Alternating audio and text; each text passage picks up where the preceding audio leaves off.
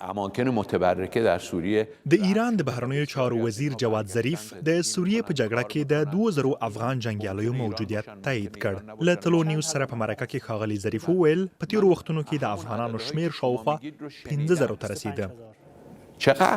5000 من شنیدم. 5000 من شنیدم که ممکنه الان کمتر از 2000 نفرشون در سوریه باشه. فاطمیون او زینبیون د ایران د سپاه پاسداران انقلاب اسلامي ځواکونو تر ادارې لاندې دوه ډلې دي چې افغانان او پاکستانیان د سوریې جګړې ته استوي. اسوسییټډ پریس د مارچ په میاشت کې راپور ورکړی چې تر 15000 افغان کډوال د سپاه پاسداران لخوا سوریې ته استول شوي.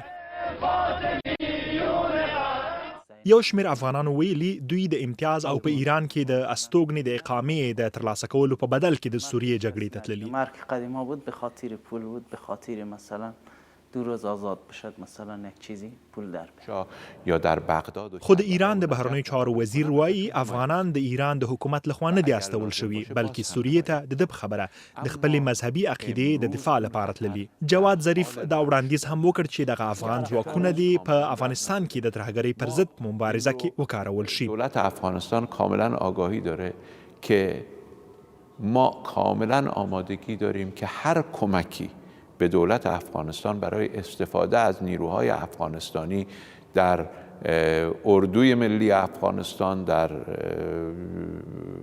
مقابله با تروریسم تحت فرماندهی دولت افغانستان داشته باشیم. د امریکا متحده ایالاتونو د ایران سپاه پاسداران انقلاب اسلامي ځواکونه چې فاطمیون یو برخه جوړوي د ترهګریزو سازمانو په لیست کې شامل کړي.